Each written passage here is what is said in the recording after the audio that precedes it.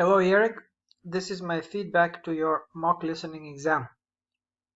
Now before I start with the paragraphs, let me just remind you, when you write your notes, we're not assessing the quality of the notes, but we are assessing how different the final notes are from the first notes. And yours are different, but they don't look different enough. So what you need to do is make sure that the first notes are really look very different than the final notes. So one way to do that, just take your first notes when you listen to the video for the first or second time. One of the early times you listen to the video, and it's fine if the first notes are messy. Like we're not judging the quality, so you can use abbreviations, symbols, fragments. It doesn't have to be full sentences. At that moment, you're probably not aware what's a supporting idea, what's a main idea, what's the evidence. Just write what you hear, and it could be very messy. That would be the best way to do that, and you can just handwrite them. Then you sit down after you've discussed it with your peers, and then you go and you arrange everything you are in supporting ideas, main idea, and then that will ensure that your final notes look very different than the first notes. Okay, so you have to do that.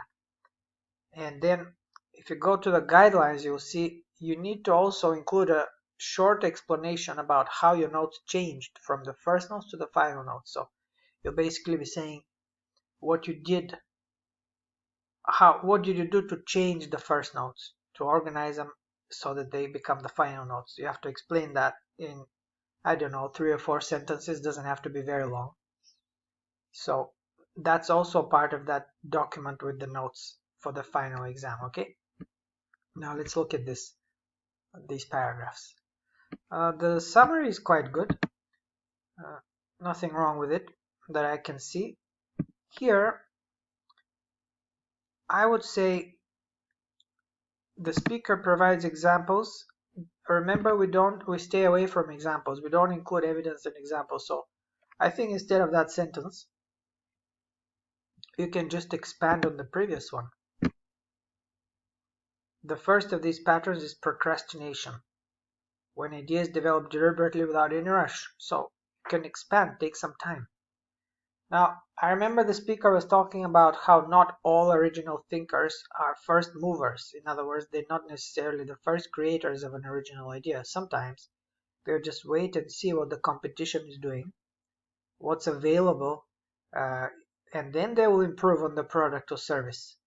They're not necessarily the first ones to create that idea. I'm not sure, maybe this would fit right here. But anyways, you would probably need to expand this a little bit. So you explain instead of including evidence. Okay. The second aspect mentioned by Grant is that original thinkers are full of doubts and fears in the way of finding better options. Okay. Moreover, they perceive these feelings differently and channel their doubts. Okay, that's a good one. You see, for the second one, you have included a bit of an explanation. So that's very good. I think that's what you should do here as well for the first one. Me basically has 3 supporting ideas, so you need to kind of expand a little bit because you have 200 words. So why not use the 200 words by explaining a little bit more? And finally, the speaker states that original thinkers practice myriad bad ideas to get to the best one. Okay. He asserts that when others avoid generating ideas, pushed by embarrassment and insecurity, the original constantly try to develop no matter. Okay, that's nice. Yeah, again, you've done this much better here. Again, you've explained, you've followed up. First you stated, then you kind of explain it a little bit more. I think you should do that for all 3. And then you have a conclusion. There's no problem in this paragraph. It's quite good actually. Now, let's look at the identification. It's also a good paragraph. You've done what you needed to do. You picked the supporting idea, and then you basically enumerated the evidence. There's nothing I can add to this. It's quite good actually. So no problem here. Now, as far as the evidence evaluation, here you're saying there is a solid degree of pieces of evidence. There's no degree of pieces. The solid number maybe, but then a solid number sounds very strange. But anyways, that's just a language issue. Basically, you're saying it's sufficient. That's fine. Now, when you say it's sufficient, then you've just kind of repeated what the evidence is. You haven't really explained why that is sufficient. You see? I think a good way to approach sufficiency, an easier way, would be to say that it is not sufficient and to say what would make it sufficient. So you could say the evidence he presents is not sufficient.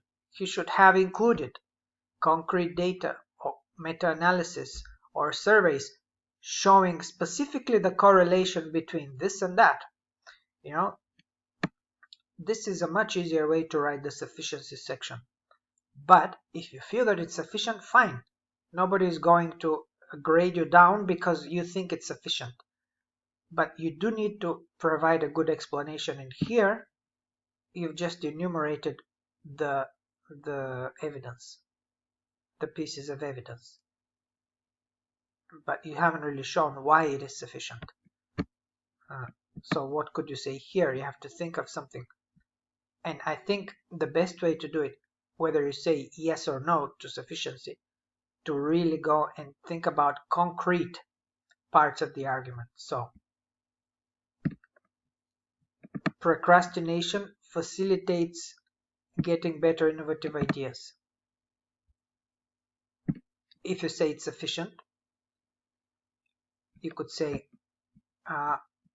for instance, here.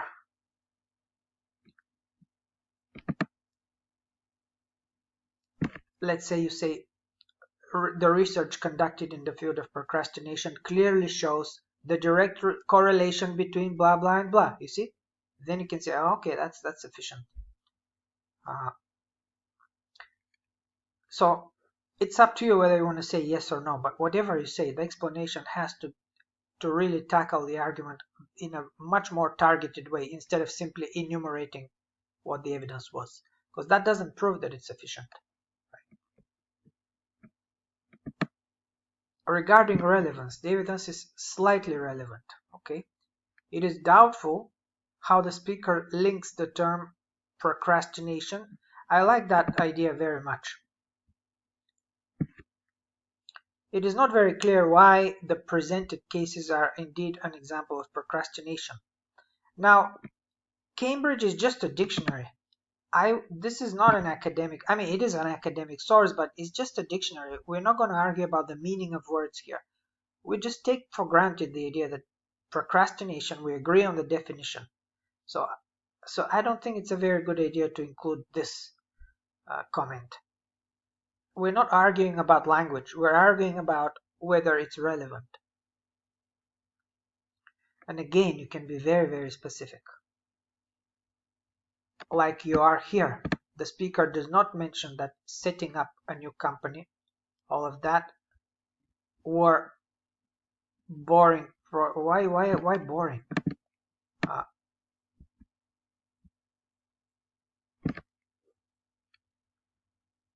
The idea was that procrastination ultimately leads to creativity, right? So you want to say it is not very clear that Mona Lisa was actually a type of procrastination. He took 16 years. That doesn't mean that he was procrastinating and then he sat down and finished it in a week. That would be procrastination. But the creative process of Leonardo during those 16 years while he was painting, he may have been learning a lot of things. He may have been improving his painting style constantly. So in fact, that could have been part of the natural process of writing the painting. So you see, those are the kinds of things you want to say. Very, very specific. Of course, I said it in too many words. Whatever explanation you give, it should target the argument very specifically. So here you start very well. He does not mention that setting up a company or writing the Mona Lisa, it's not very clear that is indeed procrastination, what Leonardo was going through, right? He gave it as an example, but that's really maybe quite an irrelevant example. Why? Because Leonardo may have been improving his own skills during those 16 years. Who's to say that he was just, you know, sitting there doing nothing, and then finally in the final week he said, okay, I'm just going to paint the Mona Lisa. He doesn't prove that that's the creative process that Leonardo was going through was actually procrastination. Okay, so say something very specific. And again, here you've still enumerated in a way the pieces of evidence, right? So I would just stay away from that kind of listing of evidence, because you've already listed it in the evidence paragraph, in the identification paragraph, sorry. And this one just very specifically target why it's not relevant. Okay, so here you started very well actually. He does not mention that, or it doesn't become very clear why Leonardo's the process of creating the Mona Lisa is an example of procrastination, something like that. Okay, here I don't think you need that very much. I mean, when you mix it with boredom, it kind of gets a little bit difficult, because you need more space to explain, because you're throwing another element into it, the element of boredom. Just stay very focused on this. Procrastination helps you get better ideas and more innovative ideas. That's what he's saying. Just stay with that. So you're attacking that correlation, that connection between procrastination and the emergence of more innovative ideas. This is what you're going to attack. Does Leonardo prove that relationship? Not necessarily, because the process he went through may not have been procrastination whatsoever. It may have been a natural part of his building up to that painting. Maybe he was improving his technique during those 16 years, who knows. Anyway, something like that. The representativeness is questionable. Okay, nice. The Warburg part affirm does not reflect the story of the success. Very good. See, now here you're doing very well with this one. With representativeness, we're thinking about, is it a typical example? That's not necessarily, does not reflect, you've said it very well, the story of the success of other startup projects. Speaker demonstrated graphs that look like childish pictures. Here I wouldn't necessarily attack these graphs, because they could be childish pictures and still be very representative. We just focused very much on, is it a typical example? All this evidence, is it typical of the usual creative process? So stay focused on those kinds of comments here. This is very well said. The speaker's own experience might be considered as a bias. Okay, very good. Leonardo were unique persons, therefore it is impossible to compare them. Sure, it doesn't become very clear why Leonardo, outstanding artist, is representative of original thinkers, as he calls them generally. Leonardo is just could very well have been an isolated example, not typical of other. And I wouldn't say painters and public speakers, because he's talking about original creators in general. So I think you can use a more general term. But overall, I think you understand the three components very well. You know what all of them are. So just without much explanation in terms of don't enumerate stuff. Remember, 200 words is really very little to explain. You've just reached the limit right there.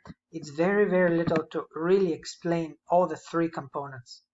So you want to be very focused on attacking in a targeted way that specific relationship between procrastination and creativity. So there is no space for any listing, for anything like that, just really specific. But this is a good, very good paragraph. All your paragraphs are quite good. So just I wish you all the very best in the exam, Eric. You've been a really great student, and I want to thank you for that. and I'm keeping my fingers crossed for you. Good luck.